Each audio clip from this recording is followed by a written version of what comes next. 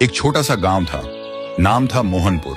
उस गांव में एक 200 साल पुराना कुआं था।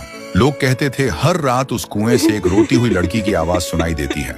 लेकिन एक बात सब लोगों को हैरान कर देती है, मोहनपुर गांव का जो भी लड़का उस कुएं के पास पानी पीने जाता है वह 2 दिन के अंदर मर जाता है और मरा हुआ शरीर गायब हो जाता है। और एक दिन इसी गांव में एक शहर से अर्जुन नाम का लड़का आता है। अर्जुन वह छुट्टियों में अपने दादाजी से मिलने आए थे। एक दिन अर्जुन गांव के लोगों से सुना है कि वह कुआं बहुत डरावना है और कोई उसके पास नहीं जाता। लेकिन अर्जुन सोचते हैं डर सिर्फ अंधविश्वास है और कुछ भी नहीं। एक दिन धूप में जाते हुए अर्जुन को प्यास लगी और बिना किसी से पूछे वो सीधा उस कुएं से पानी पीने चला गया। तब अचानक से एक लड़की का चेहरा सामने आया। अर्जुन डरा हुआ था और तुरंत वहां से भागकर घर पर चला गया। उस रात उसे नींद नहीं आते।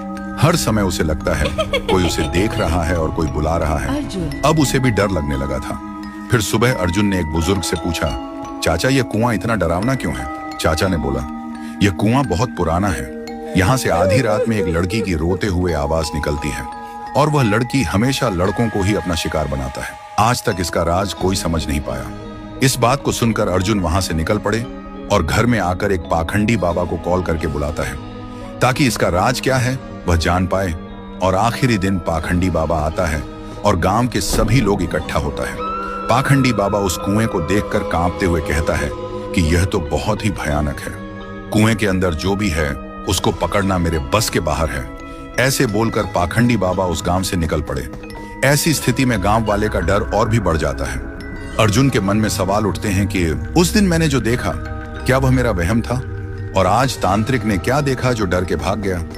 आखिरी दिन अर्जुन आधी रात में कुएं के पास एक पेड़ के पीछे छुप जाता है। अर्जुन देखा है कि कुएं के अंदर से एक अजीब सा रोने वाला लड़की का आवाज सुनाई देता है और तभी कुएं के अंदर से एक लड़की बाहर निकलती है। थोड़ी देर बाद एक लड़का गाड़ी लेकर गांव से गुजरता है।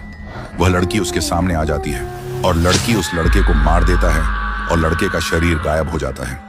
अर्जुन यह सब देखकर हैरान रह जाता है। उसके दिमाग में एक ही सवाल घूमता है कि यह लड़की कौन है जो लड़के को ही अपना शिकार बनाते हैं, लड़कियों को क्यों नहीं? तो दोस्तों, अगर आपको जानना है कि उसे कुएं में वह लड़की कौन था और वह सिर्फ लड़कों को ही क्यों अपना शिकार बनाती है तो कमेंट करो, पार्ट 2 चाहिए।